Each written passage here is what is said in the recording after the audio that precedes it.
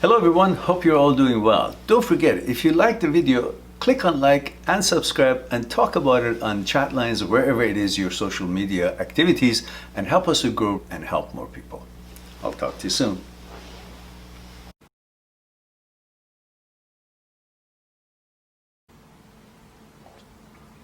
Hello everyone, hope you're all doing well. During the past many months, we've been focused on different topics, and one of them was OCD and subsets of OCD, and in specific, the HOCD. Today, what I want to start a series for you is to focus on what is it that makes us actually follow a suggestion, and is the reason to follow a suggestion is considered, or you're simply weak-minded and not considering the legitimacy and the credibility of the source of a suggestion, and then you're bamboozled because you're simply not concerned with the quality of the information, but you're focusing on a suggestion and you're going on to protect yourself because that contradiction, the suggestion has created a contradiction between who you are and what's perceived or suggested that you are by an entity, and in this case being your brain. So I think one of the most important part of dealing with HOCD, any OCD, but in specific HOCD, is to focus on what is it that you are actually believing. Why are you believing something without having enough information about the credibility of the source? Do you have any credibility from the source that the suggestion is being made? I mean, you can't just believe anything that is said. You walk in the street, somebody says something, and you say, well, what does that guy knows about playing piano? I mean, the guy is sweeping the street and never seen a piano. So what's the credibility of his opinion about how good a piano player I am? So you got to consider the source. That's what we want to talk about, is what's suggested by the brain in the form of thought, image, or suggestion or idea. Is it credible? Is it representing you? Because when a thought is showing up, popping up on your head, you take it as if it is you, pertaining you, and it is describing you, and it must be about you, and therefore it is you. We want to see if the brain has such authority. In other words, we want to examine together scientifically that is brain entirety of you, if you are the brain, and if the brain is you, or if the brain is got nothing to do with you and is nothing but an apparatus, a machine who is supposed to do certain things, like your intestine that's supposed to take food, turn it into energy, and then get the feces out. Or is the brain is where you're at, like you're the brain, like there was a brain and you were added to it, or there was a you and the brain was added to you.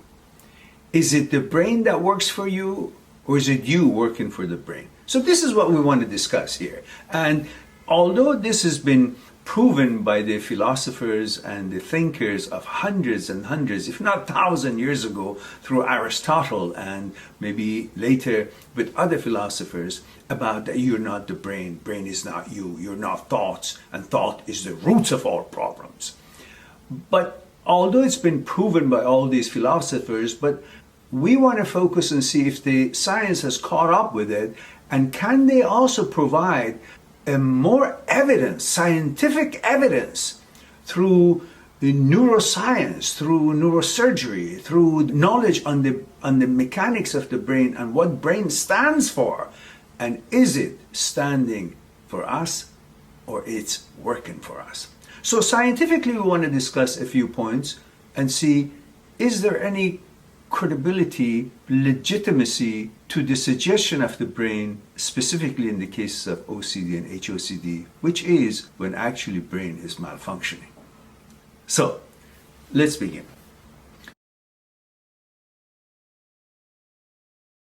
Usually when anyone or any entity or any suggestion is presented through any source, we question the motive, we question the credibility, we question the authority, we question the source, and we search and see if there is any fact to this, or we just believe it because it was suggested, which means we're just a robot. We don't have any brain and we just take suggestions as it comes. When we don't have a strong mind rather than brain, because the brain and mind are two different things, and we want to discuss that in this session, about the views of the scientists in the past when they were not so educated and they were thinking that there is no mind. All there is brain.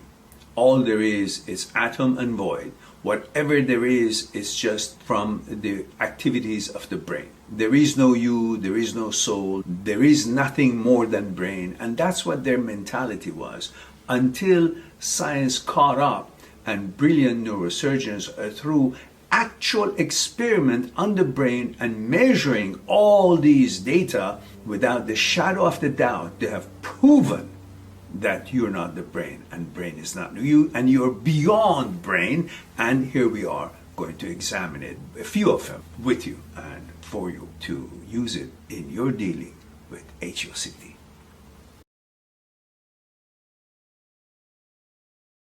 Okay. To tackle this, I think you and I should become a little bit wiser, more informed. And in order to be more informed through education, we best go a little bit deeper back in the history and examine the whole philosophy of this understanding of the brain. Where did it start and where did it end, and who can help us, what sources could help us to really understand what the brain is all about and what's the difference between brain and mind. And is there a brain? Is there a mind? Are they both the same? For that, we need to go back a little bit into the history. It comes from the time of the Greeks, the philosophy of materialism, which started with the Democritus, who believed that there's nothing but material, and it's either atoms or void. It's either nothing or atoms. There's nothing else other than material. This belief started to change in 20th century. So then,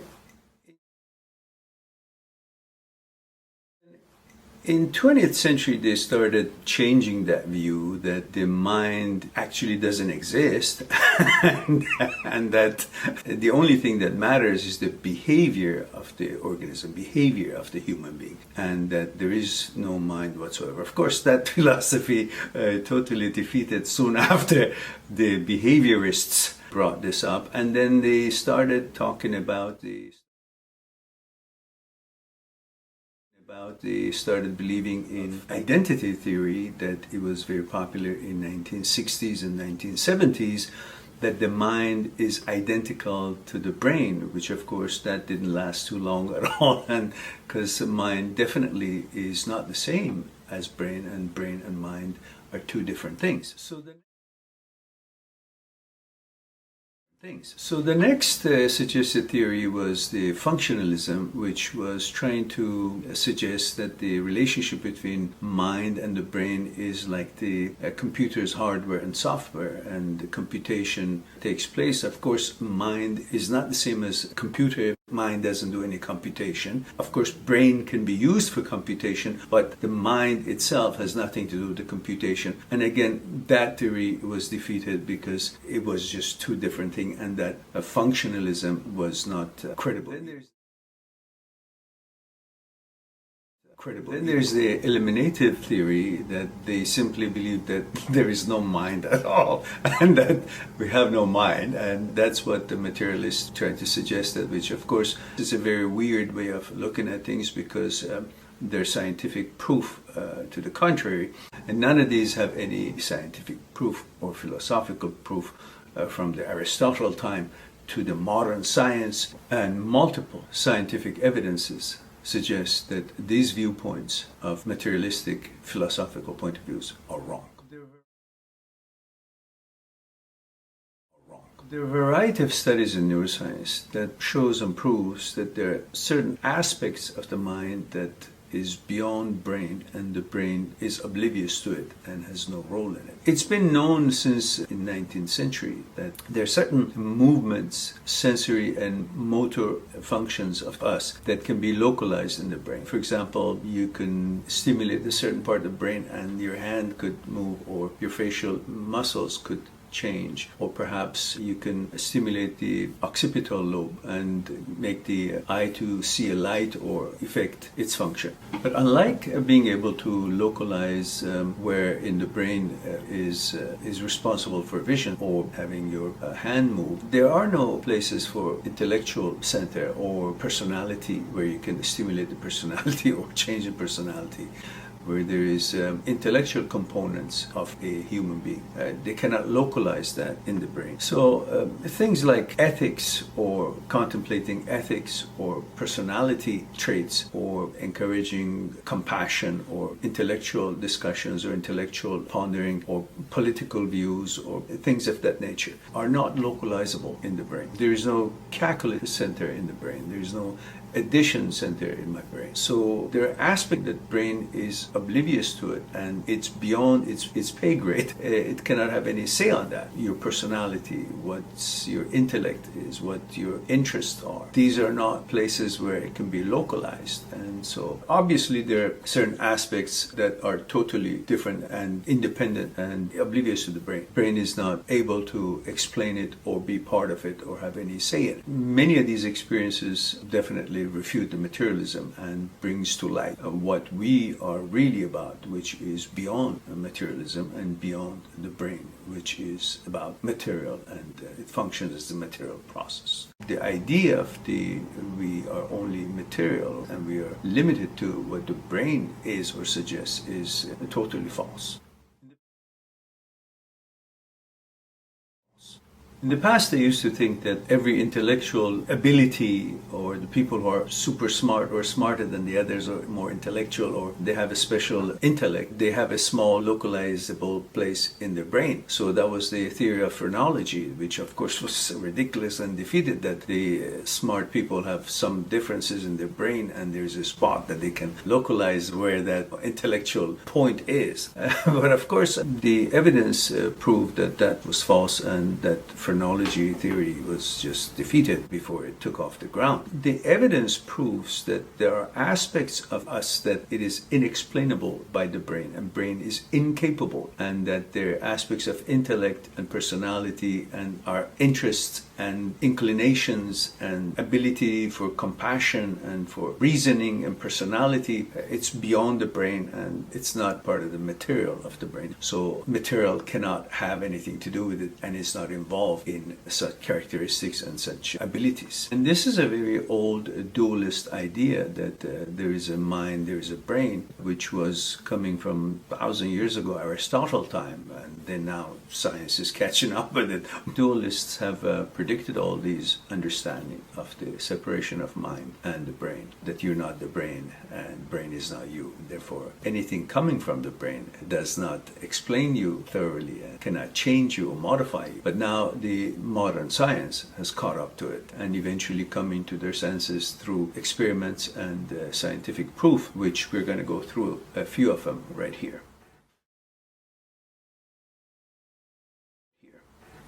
Now I'd like to bring to your attention a few scientific experiments by the world-renowned neurosurgeons and neuroscientists. The first one that we're going to talk about is experiment of Dr. Roger Sperry, a world-known neuroscientist, who was studying all these people who had gone through brain surgery because of epilepsy. In 1930s, the surgeons had found out that epilepsy, which starts in one part of the brain and then travels through the fiber bundle that connects the two hemispheres of the brain, and they become a generalized seizure. So the surgeons thought that if they cut the brain in half, in other words, cut this connection between the two hemispheres, the fiber bundle, which is called corpus callosum, then the epilepsy would not have the chance to travel through and create a general seizure. And it should reduce in its expansion and in its effect, which of course they were correct. And many neurosurgeons since then have conducted that operation, including Dr. Egnor, which my sources of information in fact comes from his speeches and his data gathering. When they would do this operation, which is cutting the fiber bundle between the two hemispheres, which is called corpus callosotomy, then of course the seizure diminishes and they feel better and the seizure goes down or it's eliminated. But nothing else happens to them. In other words, having cut the brain in half, you would expect their consciousness to be changed, their intellect to be changed, their personality to be changed. Maybe they become two people. But having physically cutting the brain in half doesn't do anything to the person, which means the mind, the person is beyond the brain. If that was all we were, then when you cut the brain, then your whole personality, intellect, and consciousness would change. Yet it seems, it's evident that those that makes us who we are have nothing to do with the material of the brain and still remain intact. There would be subtle differences after this operation, which Dr. Spiri had to research further and take account of all these patients and collect the data, but he had to do a Nobel Prize type of study in order to find the subtle differences that exist after the operation, which would be just some subtle difference in perception. Otherwise, the person itself wasn't changed in any shape or form, which proves that we are not the brain, and brain is not the limit of our existence, and there's something beyond, of course, that is who we are in there. So this naturally proves that human being is not limited to the material of the brain, and that the brain is just the machine doing its job, but it is not describing or defining who you are, your personality, your inclination, your gender. These are not based on the material part of the brain. Hence, the suggestions, thoughts by the brain, any intrusive thoughts, should not have any credibility in your mind that it's able to, through suggestion, change you in any shape or form. In your actuality, it's no different than the brain trying to suggest that you're not as compassionate as you are. You're not as intellectual as you are, because I say you're not today. Because I say, I command that you're no longer intellectual. You no longer have this personality. You no longer have this compassion. You no longer have this judgment or this belief or this faith or this political views, because I suggest and you are going to change. But intellect, personality, consciousness, your soul, what you are all about, is beyond the operation of a tool, which brain is. An apparatus.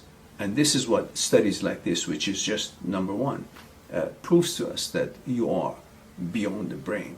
Even when the brain is cut in half, you're still intact. If you were just the material of the brain, then you should have been destroyed, or you should have not been able to function and be the person that you've always been after the operation, that is, cut the brain in half.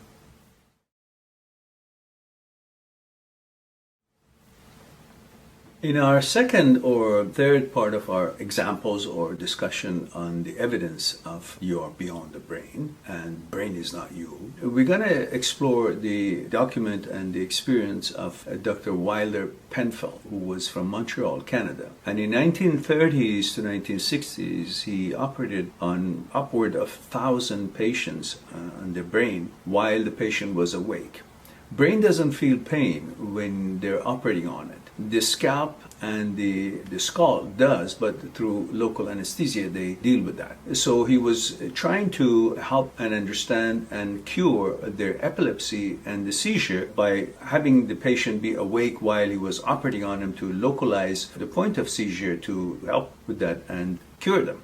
And he made a great record of it, and he was a brilliant scientist and a neuroscientist, neurosurgeon. He started his career as a materialist. He believed that all the mind's activities originated from the brain. But at the end of his career, he was a passionate dualist through his own discoveries, through scientific experiments. And in fact, he was a harsh critic of the materialism. The main reason that he was a dualist was because through the experiments and the surgeries that he'd done, he noticed that there are aspects of the person that no matter what he did in his experiments on the brain, he couldn't reach. He could stimulate the brain to, let's say, the vision center. He could make a change or stimulate a part of the brain that it could make the muscle move, or perhaps stimulate the speech center. He could elicit memories by stimulating part of the brain. He could cause a sensation in the patient. But he couldn't change their consciousness, he couldn't change their intellect, he couldn't change their personality, he couldn't change the sense of self. There were certain core principles of the person that couldn't reach through the material of the brain. That the person's values, the person's personality, the soul of the person, who that person is, he couldn't reach through the brain. So the things that have not to do with being able to point it out in the brain and have a sensation out of it. He understood that no matter what he does, he cannot reach what's beyond the brain, yet is what that human being actually is. His intellect, his consciousness, his sense of self, their value, his characteristics, his personality. No matter what he did to the brain, there were certain aspects of the human being, of the person, it remained the same. Who they are, what they were all about, their principles, it was beyond his reach through the material of the brain. Hence, you're not the brain. The brain is not you. One of the other observations that he had, which is a question he asked, that if brain describes the person's soul, person's personality, person's consciousness, what that person is all about, the being of that person, then why is it that the seizures that the patient gets, there is no intellectual seizures? The seizure starts from some part of the brain and causes a jerking motion of a muscle. And sometimes it jerks so much that the person just collapses. And he says, why this seizure if there is a center for intellect, certain for, let's say, mathematics, certain for compassion, certain for things that we say everything about the human being is material, is in the brain, then why is there not a intellectual seizure? Why the person doesn't go into a seizure of wanting to do math? Started continuously unstoppable calculation or intellectual discussions or intellectual interests. Why there's no seizure on what Shakespeare has created. So that was a valid question to ask, that if everything about us is material, then why certain aspects of us, which is us, is not included in the seizure? If everything has a place in the brain, if everything is controlled by the brain, if we are just the brain, why then there are no other kind of seizure than just the muscle spasm? And so on. If you are the brain, whatever is about you is the brain, then why is there not a seizure that the person wants to think about compassion or political stuff, so on, which simply in anyone's simple mind can see that far from brain being able to describe the entirety of you, and it's only a tool designed to do certain things. And one of the things is facilitate the functions that is necessary for our survival, plus the creation of thoughts as a machine, as a reaction to its material process, and that's it. It's nothing more than that, contrary to what many of uneducated or unaware people are thinking, that the brain is them, and whatever it says or does or suggests or images, whatnot, describes them or defines them. So Penfield proved that intellect is not in the brain. Intellect, your values, your personality, who you are, what you're all about, is not in the brain. And conclusively, he proved that there are aspects of the mind that the brain cannot reach, cannot touch, and is beyond its pay grade. 2006, neuroscientist Owen published landmark study in the Journal of the Neuroscience, which was a brilliant study and observation on the people who were in the persistent vegetative state. When a person is in the vegetative state due to horrendous accident, that they're no longer in state of consciousness, and they are in deep, persistent state of coma. And this could be for years. Capable of comprehending anything, cannot talk, or it's in persistent coma. So his study was to looking at the brain function of the people who are in this persistent vegetative state. Although they seem to be in that persistent vegetative state of coma, often their caretaker or their family member who spends lots of time with them, they insist that they feel that this person, although seems like it's in coma, but it's alert, it's there. And so Owen set out to find out what the real state and the function of the brain is in such circumstances. In such people that the member of the family feels that they actually can understand, there are no medical evidence to show. When they examine the patient, there's no reaction of any kind. So Owen decided to take this task and research and study further, which you will see was a brilliant study. Owen did a fascinating experiments. He used a technique called MRI function imaging, MRI imaging. And in such cases, in such studies, the person's brain is pretty much totally damaged due to lack of oxygen or severe accident. Functional MRI imaging is where the machine images the blood flow through different parts of the brain in order to see the activities, if there are any activities, and where they are and how much and so on. And that blood flow, which usually when the brain is active for its activity, it needs sugar. So when it's used, its abilities, then it craves sugar. And of course, sugar gets to it through the flow of the blood. So the blood rushes in to get that nutrient to it. And because of that need, the blood finds a destination to go to and rushes to that. And through the imaging, they found out where did this blood go to deliver the sugar, which would indicate which part of the brain was active for this particular task. So, in other words, in these two different ways, they will know which part of their brain lights up. One is the replenishing of the nutrient to that part by the blood rushing through, or however, the reason is that the blood rushes through and the imaging reflects that. And for example, if you ask a person to move a muscle, a certain part of the brain lights up. And if you ask them, let's say, to engage in playing a sport or walk about the room, different parts of the brain lights up. So in that way, they will know which part of the brain is becoming active in light of such suggestion. So Owen took a patient and put her in the MRI machine. And this patient was totally non-responsive and had a major accident, and it was in vegetative state, and basically they just put her in the MRI machine and started asking questions through the speakers that she could hear the question being posed. So he asked the patient to imagine if you're playing tennis or if you're walking across the room, and questions like this, and different parts of the brain lit up through the imaging system. So in order to make sure that this was this imaging or response or the change of lighting up in the brain was the result of the comprehension of the question, because maybe it was because they could hear sound, wasn't necessarily because of the comprehension of the actual question. So he took 15 normal people and stuck them in the machine and asked the same questions. And in examining the result, they saw the parts of the brain that lit up. It was identical. No difference between the normal people and the person that was in the vegetative state.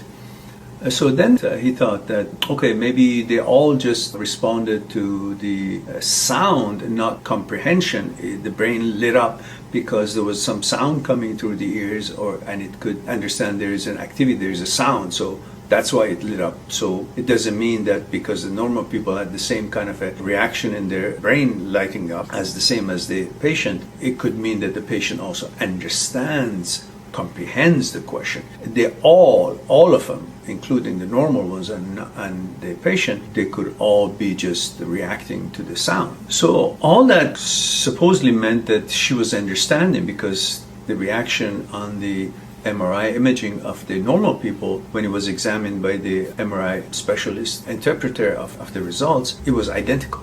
There was no difference. So obviously it meant, or it could mean, that the patient in the vegetative state was understanding, but there was no evidence of any comprehension, anything really working. So in order to prove that if this was a reaction to the sound or was it a reaction to understanding of the words, he decided to ask the same question from the patient and the normal people while in the MRI machine, but he switched around the words. Like, instead of walking across the room, he said walk in, pretend, understand, room across. So he took away the semantics and left some syntax, and then the brain stopped reacting. Also, the normal control, the normal people also, a question posed to them in such a way mixed up, the brain stopped reacting. So then it wasn't because of reception of the sound, their reaction and parts of the brain lighting up was accurately because of the comprehension, and that was identical between the normal people and the person who had a massive accident and the brain was totally dismantled, pretty much. So the brain only reacted when what is said to her actually made sense. This experiment was repeated by a number of other neuroscientists, and they've come to the same conclusions, which proves that even when the brain is horrendously smashed and destroyed, the intellect, persona, person, values, information that helps that person keep the consciousness based on its intelligence and its values intact. Which means the persona and the existence of you, your values, your personality, your intellect is beyond the brain. Because once even the brain is destroyed pretty much and a person is in a vegetative state, in a coma, and the brain has no sign of activity as normal people do, but the actual intellect and consciousness and who you are, what you're all about, and everything else is intact and is functional. So again, brain is a tool, not you. And brain is not you, you're not the brain. Interesting thing is that in some experiments they actually found out these people whose brain is pretty much smashed, their intellect is intact and they can function as MRI can find out the activity of the brain, and they can even do math. In some experiments they asked a certain mathematic questions, and when they would give the choices of the answer by announcing the answers on the microphone, and when he would hit the right answer to that mathematical problem, part of the brain would light up, showing that even when the brain is destroyed, there's something beyond brain, which is who we are, what we are, which brain cannot touch or cannot destroy and cannot change. So work of Owen's shows us that there are certain aspects of mind that is not connected to the brain, and that part is who you are, what you're all about, your values, your intellect, your personality, your consciousness, your persona still remains intact, even though the brain is pretty much destroyed. One of the fascinating experiments that was done by this brilliant neuroscientist, Benjamin Libet. Benjamin Libet's work was concentrated in the mid-20th century from California. And Libet was fascinated about the correlation between thought and brain activity. And he did a whole series of experiments which he would put electrodes on the scalp of the people, that was his study group. And while he was monitoring the activity of the brain through the electrodes and the machine they were connected to, he would ask the participants to think of doing something simple, some action like pushing a button. And then he would want them to note the time that they actually decided to push the button. Not when they pushed the button, but when they decided, the thought of pushing the button, when they thought of pushing the button. And there was a clock in front of them in the room with the sweeping hand that he wanted them to notice the time that they actually decided to push the button. Then of course later on they pushed the button. And he would also at the same time be monitoring the activity of the brain and the electromagnetic amounts or reaction of the brain, or however it is. I'm just a reporter. And so when the experiment was done, let's say, and then he asked them, okay, for each one of them, and he would make a record of all these, and everybody was supposed to write it down and make a record of all these observations. So he would ask, let's say, the participants that when did you decide? Where was the second, the sweeping hand showing the second that you made that decision to push the button? And they had recorded it, and that particular person's experiment that it was, let's say, I don't know, on second 10 or second 11, whatever it was. And he would also look at his records of that person's file while they were measuring the activities of his brain, magnetic activities of the brain, on the same moment, and they would see that about half a second before the time that this person said he made a decision, there was a spike in his brain, which materialists use that to say, see, there's no free will, brain decides everything. So he called it a precursor to a decision, precursor to an activity, which was a spike before they actually made the decision. Then they, of course, went and pushed the button. He said, of course, this observation, this what the materialists wanted to use to say, hey, there's no free will, worked against them, of course, at the end of the experiment, because it was totally defeated and was shown that this experiment was actually proving the other side, dualism and not materialists, actually worked totally against the materialists, proved that they were wrong. Because what he did, he said, wait, there's something more. So what he did this time, he said, which was brilliant, he said, now, this time, I want you to do the same exercise and record the time that you make a decision as the sweeping hand of the clock moves. But when you decide to push the button, say, okay, I decide to push the button, say, oh, no, I won't. Veto your decision. So they went through the exercise, and then when they were looking at the records and they looked at the time that the person made the decision to push the button, obviously, as the experiment before their document shows, half a second before the decision was made to push the button, there was a spike in the brain, supposedly showing that there's no free will, brain is doing everything. But then when the veto came, which was push the button, oh no, I won't, denying the decision that was made, there was no precursor. There was no activity in the brain. There was no spike in the brain. In fact, in the vetoing of the decision that was made, brain was not involved. It was beyond brain, which means the intellect, the persona, the you in there is beyond the brain's ability or activity or ability to reach, or beyond the brain power. And you are, in fact, in control of what brain can never be in control. You are, in fact, in control of whatever brain suggests or wants to bring to action, and you can veto it. You are the ultimate power in you.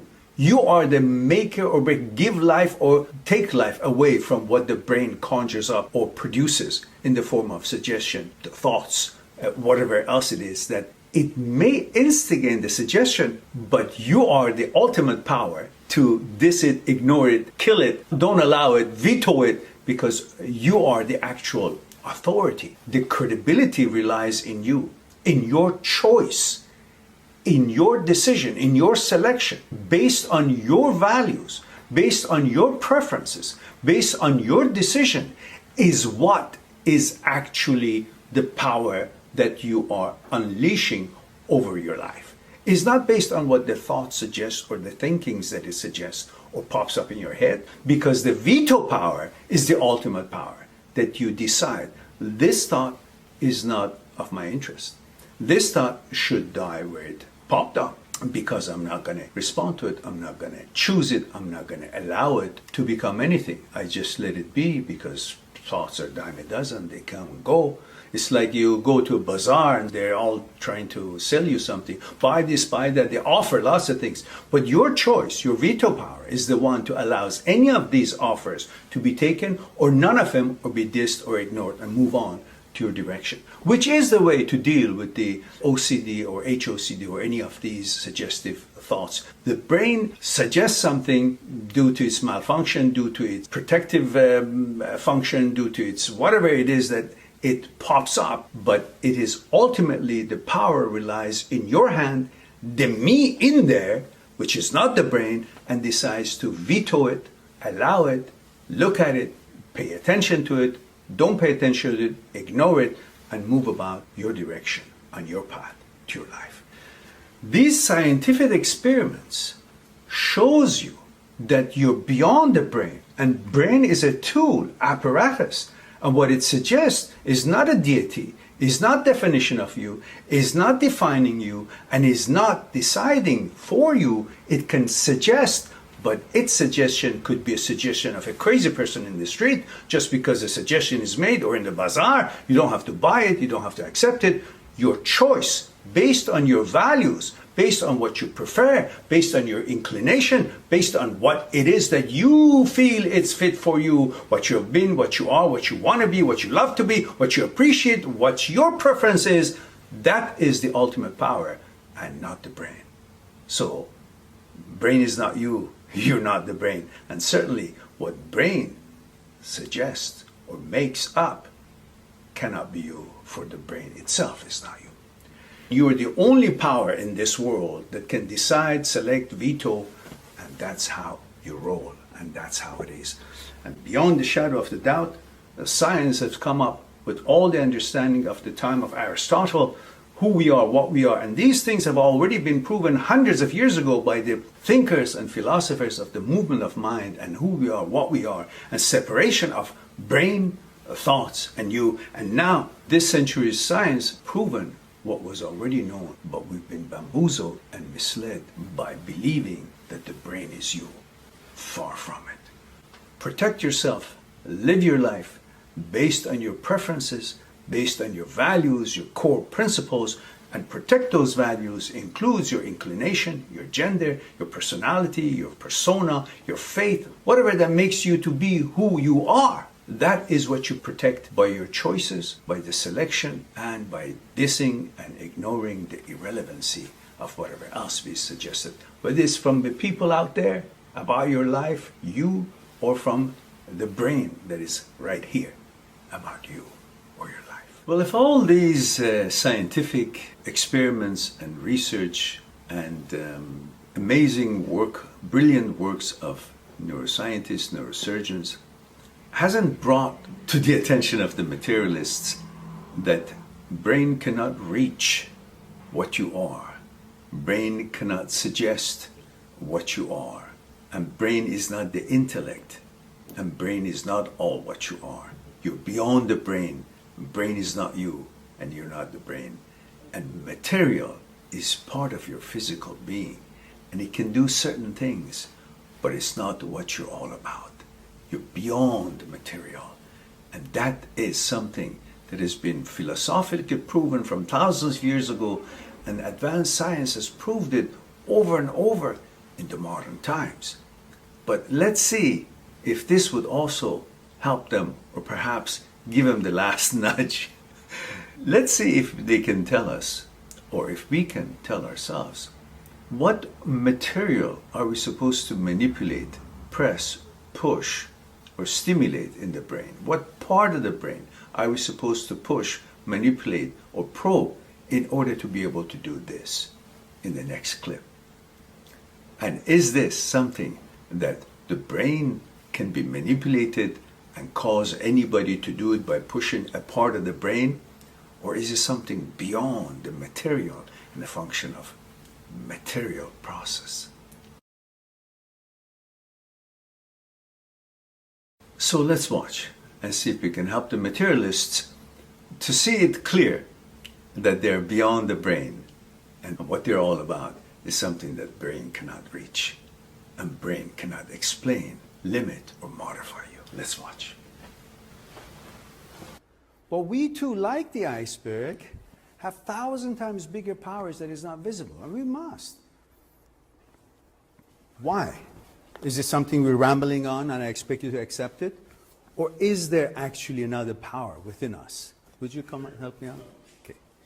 What I want you to do is put your hands underneath my arms and just lift me up. There we go. Okay, now, that's my physical part, right? Same thing, again, with that. Just want to see if there's any difference. Go ahead. Now, go ahead. Now, this, go ahead, when you're ready. Go ahead. So you see, this is different than what he was doing, and I'm not really doing anything. You convinced? Yeah. So are you guys convinced that there is something other than, thank you. Yeah, Thank you very much. So hopefully this conversation was helpful to you to bring to your attention that what you're all about it's something that neither your brain nor any other part of you can reach. It's beyond the reach of all the apparatuses and the fragments of your existence, physically or materialistically, as part of your brain. What configures you is who you are, and who you are is not material. It's not defined by the process of the brain. It's not defined by thoughts that show up in the head. It's not defined by other people's utterings. It's not defined by other people's opinions. And it's not defined by the brain's opinions, suggestions, images, or thoughts. It is defined by your values. It is defined by your identity. It is defined by your preferences. It is defined by your inner understanding of who you are and how you're put together. It is defined by what's meaningful to you, your lifestyle, your gender, your identity. It's defined by your vetoes and your choices.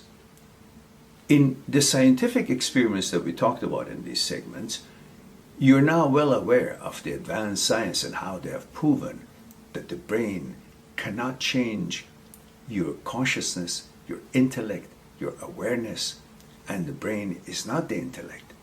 Your identity doesn't have a place in the brain for it to be manipulated or changed or modified by a mere suggestion or a thought, whether it's coming from people out there for one reason or another, that they want to utter something negative or something different than what you are, based on whatever it is that they're interested or whatever it is that they're intending, nor by any thought that comes from the process of the brain, a material process. What you are is defined by your values, what's sacred to you, what you hold sacred, your values, what's meaningful to you, your lifestyle, your inclination, your gender, your identity, your preferences, your faith if you have one. This is what defines you, not a thought of the brain. In fact, you're beyond the brain and you know it. Brain is not you, you're not the brain, and what brain conjures up thoughts can never be you or have anything to do with changing you, modifying you. It can annoy you. It can suggest all kinds of things, like other people's utterings could annoy you with their manners, bad behavior, bad words. Words have meanings and it could annoy you, confuse you or distract you or manipulate you. But it cannot change you. And you can simply correct that by relying on your values, identity, your power of choices and veto. And that's where the intellect is. And that's where you are. You're a separate system than the brain. You're a separate system than your intestine. And the brain is no different than any other part of you, the intestine. It has a mandate to attend to, but it's not a deity. It's not defining you. It's not explaining you. It just does what it does, which is a spawn from negativity to protect you. And that's what it does. And when it goes rogue and you have OCD, it just goes beyond even trying to do its job. And that is when your veto and choices come into the picture to rescue, to bring you to focus on what you're all about, put you on the right path that you've always been, you want to be, you prefer to be, and you want to continue your journey in life on that path. Focus on your identity. Focus on your sacred values. Focus what's meaningful to you. Focus on your lifestyle. Focus on your preferences. Focus on your vetoes and choices. That's what defines you, not thoughts or suggestions. I hope this was helpful to you. Live your life free and based on your vetoes and choices and not suggestions or thoughts. I'll talk to you soon.